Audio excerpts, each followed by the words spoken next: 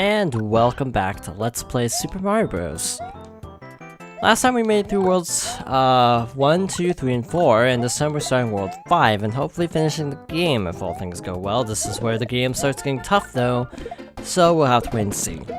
Got Bullet Bills and Bullet Bill Cannons, who typically don't get a lot of credit for their work. There's a hidden zone down that pipe, the elevated one, but I'm not gonna take it. That's 5-1. Yeah, that's short, right? Well, 5-2 makes up for it a little bit. 5-2 is kind of bad.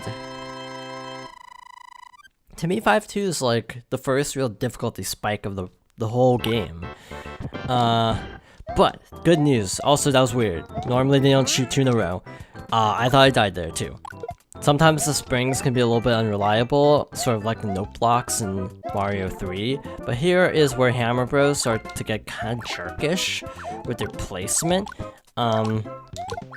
So if you have fire, that makes things a whole lot easier. You'll discover in future levels. So yes, if you have fire, Hammer Bros do not pose any real threat, but if you are small Mario, you are kind of screwed. Specifically in this particular level because of the stairs. Basically the fire, they have the high ground basically, and that makes it a lot harder to fight them. Also, I'm kind of in trouble. But the good news is at this point there is a mushroom right here. The other block on the left is a coin block. I think you can get like 5 to 10 coins out of that, so that's pretty cool. And then you get Fire Flower right away, so that's nice of the game to do that. I usually take out this Piranha Plant just to be on the safe side. Taking this a little bit on the slow side.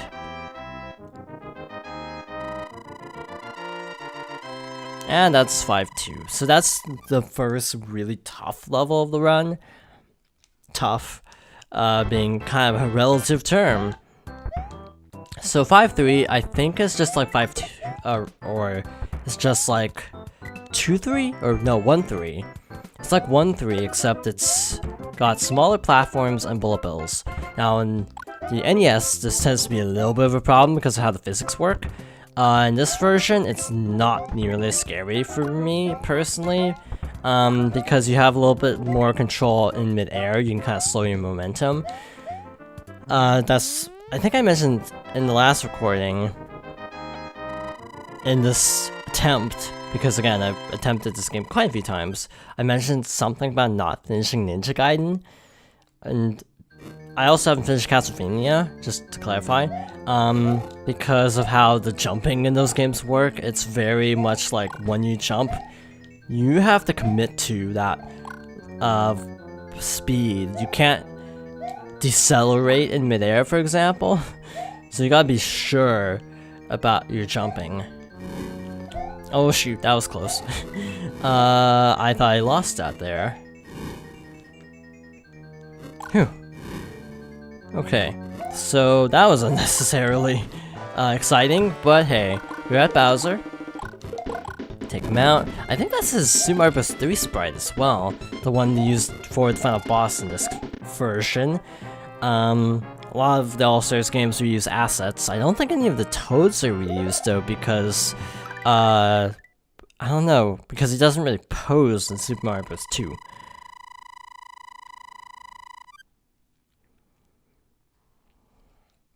So 6-1. 6-1's fun. But you have Lakitus again. Lakitus are basically a subspecies of Koopa that throw Spinies, which I think is also a subspecies of Koopa. It's complicated. I don't know how Buzzy Beetles fit into the equation. I'm a little bit confused on Mario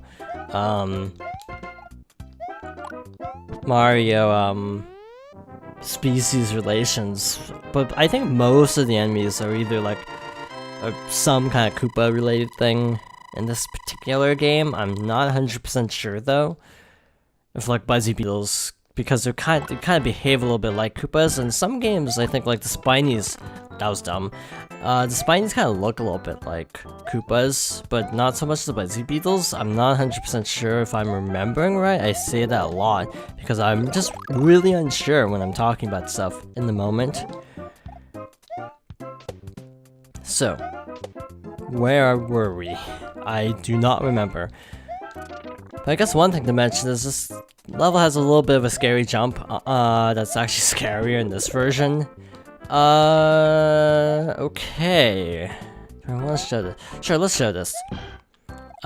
This will end up letting us skip part of the level, which is kind of a nice thing. This is a bonus area added to this version is, I think, special music. I don't think the original had special music for these. And also, they didn't obviously have faces of Mario in the background, because that would take way too much processing power that the NES would not have. Clouds behave a little bit differently. They're a lot more solid. You can't like jump through a cloud. I think you can do that in some Mario games, maybe Mario Maker. Not quite sure on that. Is this where we were? And if so, we didn't skip anything, which is actually kind of bad. No, we did skip a lot. Wow, we skipped the death jump. There's one jump where you had to jump a large pit, but there are like blocks along the top, and I could have sworn that jump was a lot scarier on SNES because of, again, the physics, like in 4-2. Again, 6-3 is weird on NES. It's got all sort of messed up, like, gray platforms, and it's the only level that's, like, really gray for some reason. Besides Fortresses, of course, because those are definitely gray, but in terms of regular levels, that's about it for grayscale. I'm not sure why 6-3 in particular is weird, because 3-3 is fine, even on NES. I'm also not sure the history, or the order, I mean, of the games. I think actually All-Stars came out after World, because World was a launch title. But a fun fact about it is some versions of All-Stars actually have World included. Super Mario All-Stars plus World. And apparently some versions of All-Stars have like a debug mode, but I don't remember the specifics. But like some early copies like accidentally left in debug mode. I think in Sonic debug mode was typically included on purpose, but don't quote me on that. I know it's on purpose in Mania, but I don't remember in any other Sonics. Okay, that was dumb. I despawned the fire chain. I am okay with this. So this is the first world where Bowser, in my opinion, poses a legitimate threat because he has a new move. A new move that ends up actually being really, really nasty. Remember how I've talked about Hammer Bros? Well, yeah. Leave it to your imagination for a little bit, but Bowser starts throwing hammers. So you gotta be a lot more careful when just rushing in. I don't know what this one turns into. I typically don't get fire kill for some reason in this world, or 7 for that matter. 8 I almost always get the fire kill because I have a fire flower and the level's pretty straightforward. If I don't have a fire flower for 8-4, I'm usually in trouble, so yeah, fingers crossed that I have a fire flower by then. Okay, this is one that's wet out. If it's a mushroom, no problem, because it'll just run off the side on its own. If it's a fire flower, you're kind of out of luck, so we're just gonna move on. Wasted enough time trying to pick that up. I think one of these is also an item, but I'm also not gonna risk it. I did like a crouching jump there on purpose, because I kinda crouched on accident. Oh, this is bad. When he jumps, just gonna run. I'm not gonna even try to hunt for items. Not worth it. Oh, yeah, we got an underwater level, so underwater without power-ups is a little bit scarier in this game because you typically can't find power-ups in underwater segments, not nearly as much as in modern Mario games. Modern Mario games just throw power-ups at you, it feels like. This is not worth it. This is a mushroom though. That was bad timing. Yeah, so what happened there was I just did not time that well. That's all there was to it. But first death, World 7, not bad. I will take it. World 7 first death is actually not bad for me. I usually die like World 4 or 5. Usually something dumb. Most often just dumb little small mistakes is what costs me in this game. More so than actually legitimate threats. So yeah, that's 7-1. In a nutshell, just bullet bills everywhere, hammer bros everywhere, just try to dodge as much as you can. If you see an opening, go for it. So 7-2 is our second and technically last full water stage. I got a little bit more water to go, but in terms of a full level, this is it. That was way too risky. I should not have done that. This is my problem in playing any game, is I'll just kinda not really think. I just tend to just rush with things. I don't really plan out, like, is that really a good plan? Nope, I don't think. I just kinda go for it and hope for the best. Even if it means dying. Also, by the way, water pits tend to be weird in Mario 1. They tend to kind of pull you under. So if you see a gap like that, you gotta be really careful. Oh, I was hoping you'd be trapped under the block, but no. Of course not. So, just swim. I should have seen that coming. This is way too close. I think I had invincibility frames. I think that saved me. So, that's 7-2. And 7-3 is a repeat of 2-3. Which is nice, except it's actually a much tougher variant of 2-3. And it'd be really nice to get a power-up for this and keep it.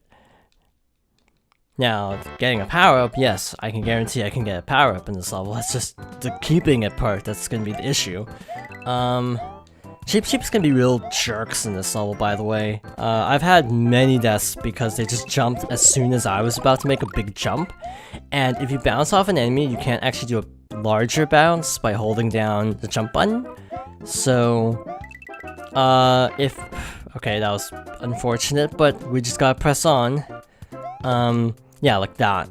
If that happens at the beginning of your jump, then you're kind of doomed, to put it bluntly. It's pretty common for me, actually. That was a good staircase. For me, at least. That was actually really solid.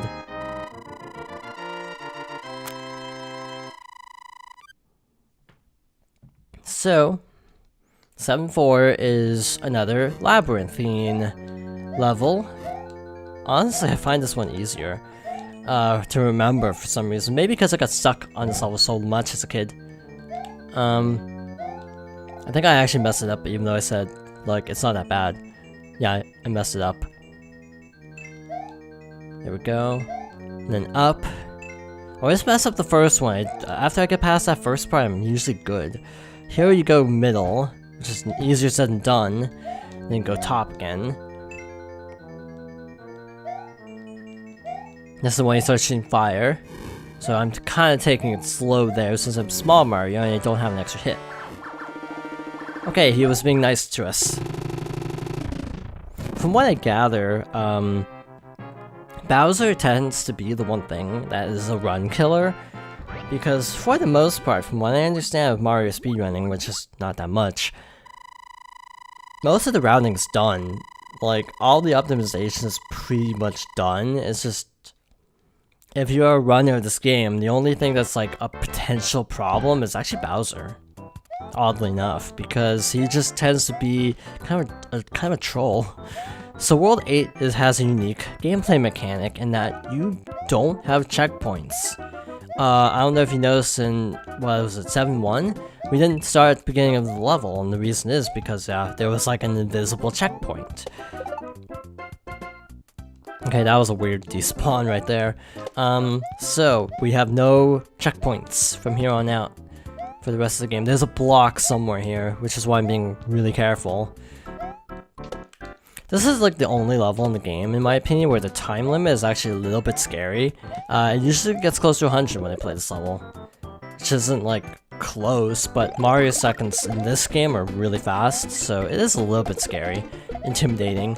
By the way, this is actually the second worst jump in the game, if you ask me, coming up right here.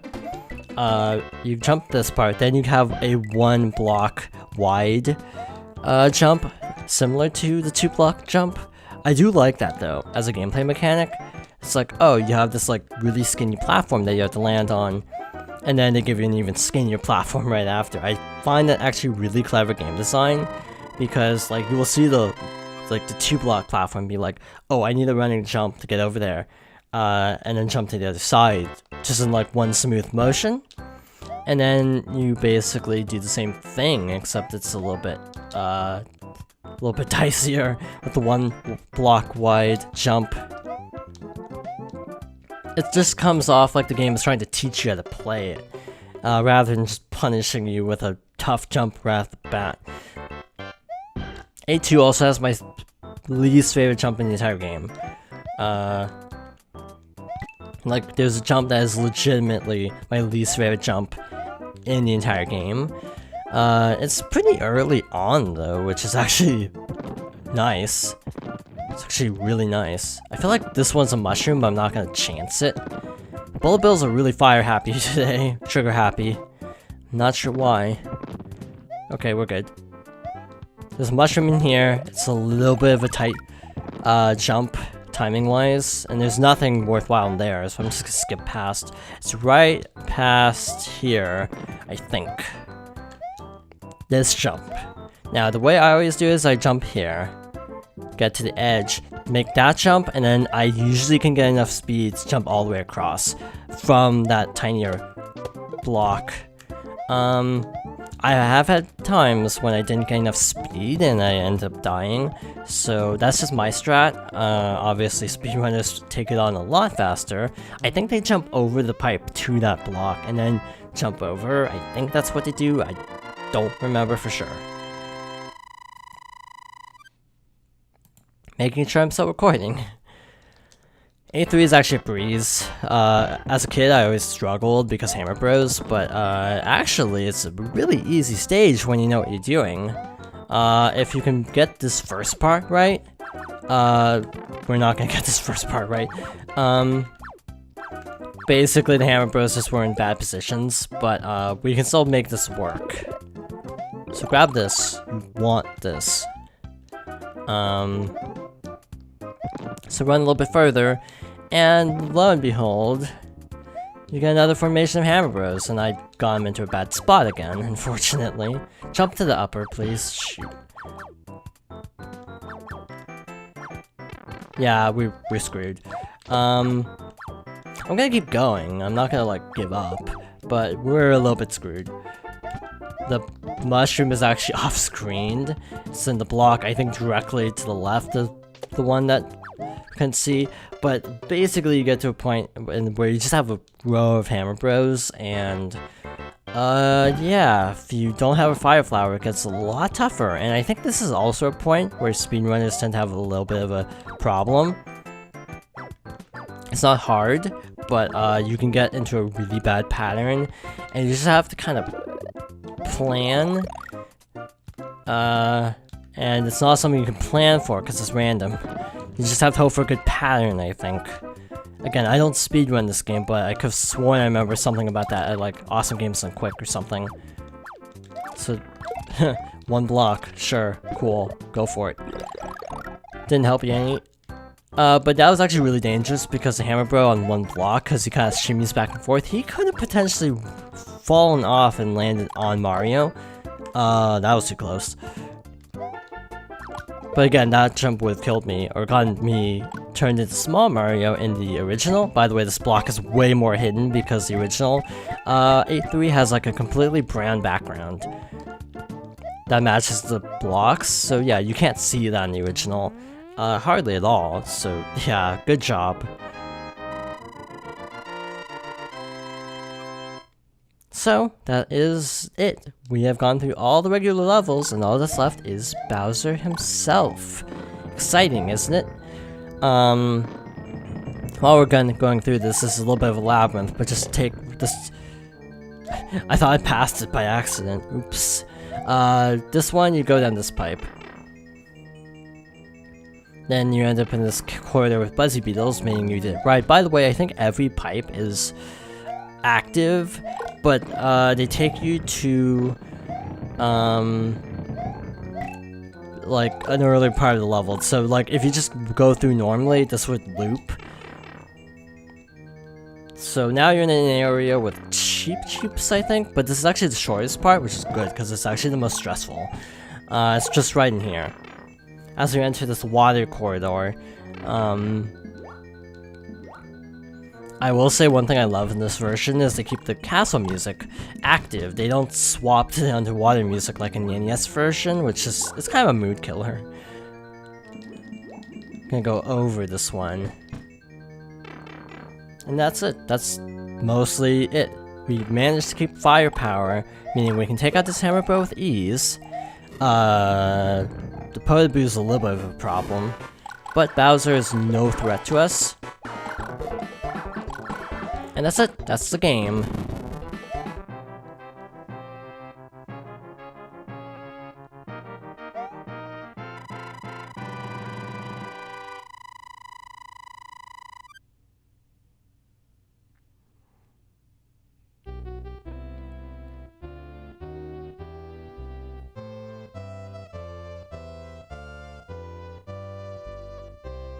Thank you, Mario. The kingdom is saved. Now try a more difficult quest. If we push start, we get the option to save and continue, which we will be doing. Now we see it says Star 1, and all the Goombas change to Buzzy Beetles, and I think they move faster too. I think most regular enemies actually move faster now, which makes it a lot tougher. Platforms in levels like 1-3 are smaller, but I don't know about 5-3. But for the most part, the game is relatively unchanged, so we have effectively finished effectively finished Super Mario Bros. So, thank you for watching, and I hope you join me next time for Earthbound.